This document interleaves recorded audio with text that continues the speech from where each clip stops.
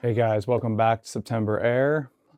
This week I have put together a little mix of previous episodes. We're going to spin off a little bit of the last video when it comes to the one arrow vane system. We'll get to this in a minute. And then next we're going to talk about in a previous video, I don't know if it was like 2 or 3 of them ago, I'd put out a video about not wasting money on equipment, use what we have. I talked about a pack system, using what I have to make it work this year. I got that sitting over here. We'll go over that, take a little gander at that, what's going on there. We will also, kind of going back to the arrows here, sorry. I'm gonna throw on my broadheads. This year I'm running the Exodus. I think I never ran these before. I just have heard good things. I am not going to go buy iron wills like I want to. So I landed with these this year. We're going to do the Exodus. We'll throw them on the arrows, and we will go ahead and also weigh them. And we'll see where I'm at on weighing the arrows. So last time I weighed the arrows, I was in the 500 grain, 530. I know it's heavy. It's what I'm going for. If you want to comment about that, go ahead. But we're going to weigh those, do a quick little thing with how to get these vanes off and put the one wing on. The wing seems to be flying good for me, so I'm going to go with that. So we got the arrows, we got the pack we're going to go over, and then I want to go over, we just got back from Sun River this past weekend, and it's so sad watching our state burn. I live in Oregon. I know there's other states, Washington right now, Spokane, you just got hit hard, and there's people's homes that are just destroyed. I'm so sorry to hear that and see that going on for you guys. Our prayers are with you. And just across the West right now, there's so many fires. So just talk about that a little bit more and what that means. So let's get started. Let's see. So the one vane, this is the one vane where this is the one wing we got here. So we got the wing system, we got the vanes, and we got some denatured, well, isopropyl alcohol. I believe, if I remember right, seen in a video after I had made my last video, I did not pay attention. I was a little bit on the fly. I did not pay attention to what Steve had said with these. I think this is what he did. Steve, you can laugh at me and correct me, do whatever you'd like there. But we're gonna see if this helps slip this on and off. It did, it came right off. Look at that, told you it's a sweet system. The knock did end up staying inside. Probably should have taken that off first. That's my bad. So there we go. Little lesson, take your knock off maybe first. Actually, I'm gonna leave that off. And there we go. So that's that simple to get that vane off. And now what we're gonna do is switch over to the wing vanes, the wings, because they're not as sturdy. They don't have as much meat to them, I feel like, than these. And you kind of can grab them and twist them on, where these don't really have that. What I did last time is I took a little bit of this baby lotion, so I'm gonna do it again. I am just going to see if that helps at all. Man. So I'm struggling with it. Steve, if you have a suggestion on what I do, maybe it's the fact that this is a FMJ. I don't know. It should probably go right on. So I might just be doing something wrong. This probably has nothing to do with Steve himself and the product he makes. He makes a great product. Guys, this is awesome. This stuff is awesome. Shooting them has been fantastic. So there we go. It's going a little better that time. There we go. Once you figure it out, it's not so bad. It's just getting it figured out. The system's fantastic, guys. They shoot awesome. It's about 3/4 of an inch is about where I'm running mine, just about 3/4 of an inch off the knock. So yeah, it's that simple to take them off, and then obviously then to put them on. The vane, yeah, definitely came off a lot simpler than going on. Like I said, the wing system is a little more difficult because there's not as much, like, this is pretty flimsy in here, which I think is some of the technology. Again, Steve knows that. Look into his system on his website. But I mean, that's it right there. So, oopsies. So I mean, yeah, it's spinning good. What I'm going to do now is I want to see how much this is going to weigh. Weighing with, I just have the wing on, I have the collar on, no tip on it. Where are we weighing at here? 442, 442.6 is that arrow. Let's get our broadhead out for the year. Which one of you is gonna take down that bull? These things are super sharp, trying to figure out how to get these out without cutting myself. Let's see if I can make that happen. I am kind of a little bit on the tired side. We had a big week and weekend. Got back yesterday from Sun River, Oregon. If you've never been there, it's a beautiful place to take the family. Lots of swimming activities and shopping, and just a good place to hang out with the fam. So I highly suggest, if you're in Oregon and you want somewhere to take the family before hunt season, that you take them there.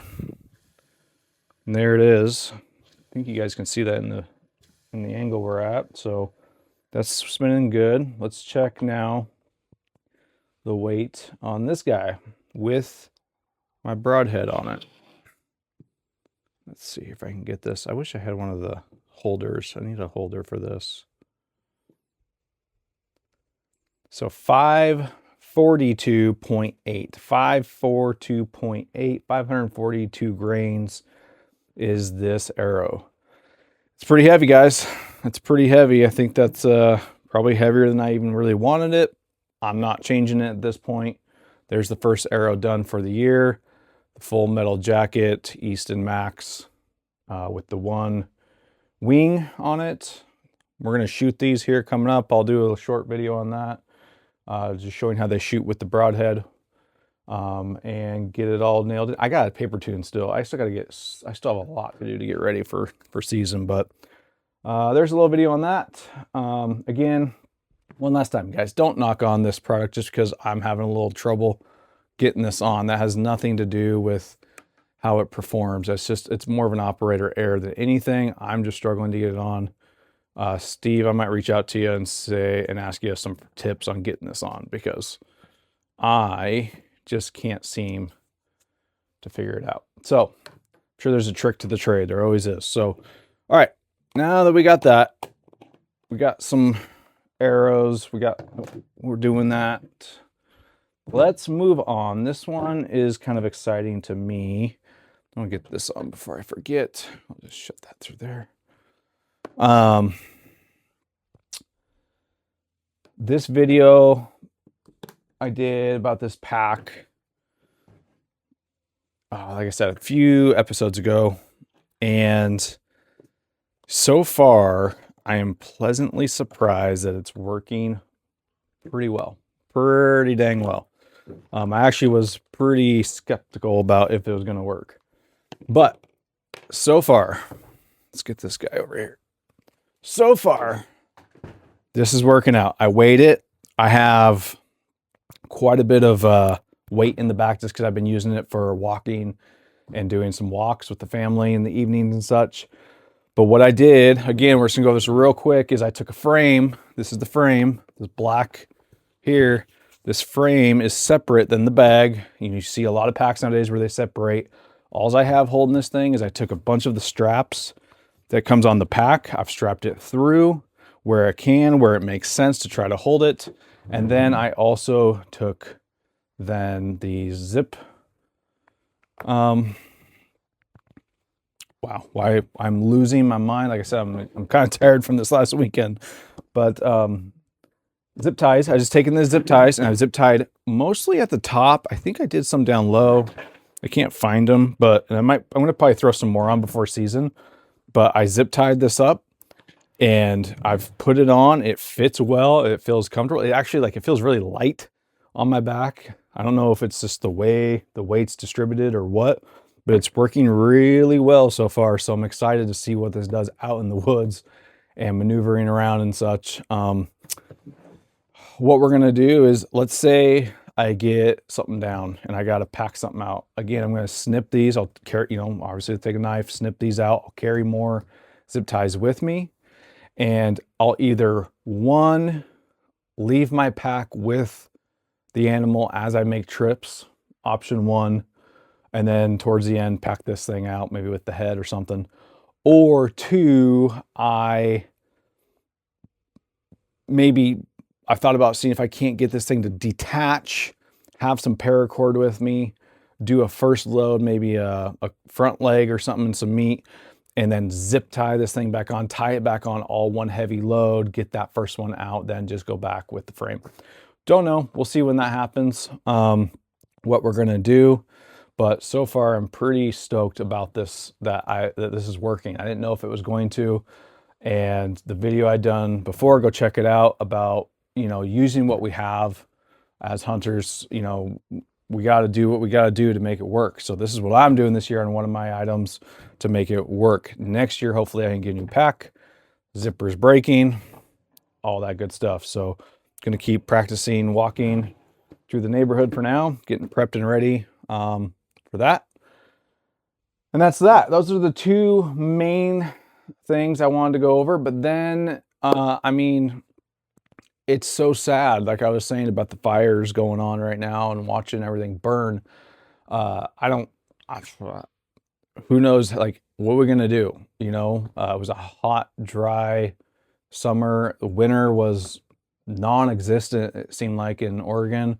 I don't know about the other states, but it just seems like it just didn't even happen. And so this is not a surprise. I remember watching an episode of some other hunting channel saying, get prepared this year. And, one thing I think about when I think about fire season and hunting, for me, is I grew up hunting was a week to 2 week long trip at a time. I'm doing it a little different nowadays, where I'm kind of hunting closer to home, where I can take some trips, a day trip here, day trip there, maybe an overnight. It's a little bit different style than what I'm used to. I'm used to going with family, going for weeks on end, and we're up there camping, the RVs, hunting these areas. And then, after a long day, all the families come together around a campfire.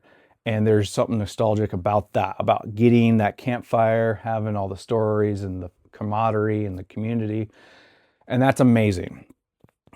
I would never want to take that away from people. At the same time, let's think about being safe. Is it worth it? Forests are burning down right now. People's homes are being destroyed. Their lives are being destroyed. Is it worth that chance? I know we all think we're invincible. I can be arrogant at times, thinking that it ain't going to happen to me. I'm in an industry outside of this of restoration, fire, water damage. That's my bread and butter, how I make a living. So I see this all the time. People don't think this is going to happen to them. We never think it's going to happen to us, and then it does. So we think we're going to have a campfire. We're doing all the precautions. We're doing everything. They ain't going to happen to us, and we wake up and our camp's on fire, and we're running around trying to get our family out of the mountain. Not saying that happened to me. I'm saying, like, that's what can happen, and it's just not worth it. So guys, while we're out there this year, let's do everything we can. Listen to the rules, whatever's going on in your area. If there's no campfires, which probably most places are going to be no campfires, no open flame, we got to go by it. We got to be safe. It's not worth it. So I want to say that, love it or hate it, it's the truth. We gotta be smart about this. Let's see, the firefighters, everyone out there, thank you for what you do. Excuse me. And we just are praying for you, praying for all the families that have been affected by these fires. And we just pray that, we get some rain at some point to die it down. And, hopefully this next winter we'll get a little bit more of a winter, help level things out. I don't know how it all works. I don't know how all the science behind everything works. But yeah, that's really all I have to say. We traveled, when we traveled over to Sun River, we got to see a couple places where it's burnt through. I'll put it up here, and it just is sad. These are areas when I always would drive through these areas to go hunting. As a kid, I remember these areas and watching the hillsides and just in awe. So some of these ravines, and now they're all burnt up and black, and it's just sad. It's super sad. So, you know, hope everyone stays safe this year. Thank you for watching, and I hope you get to enjoy this September. And thank you for watching September Air. So, all right, guys, have a good one. Until next time, I hope you enjoy the September Air.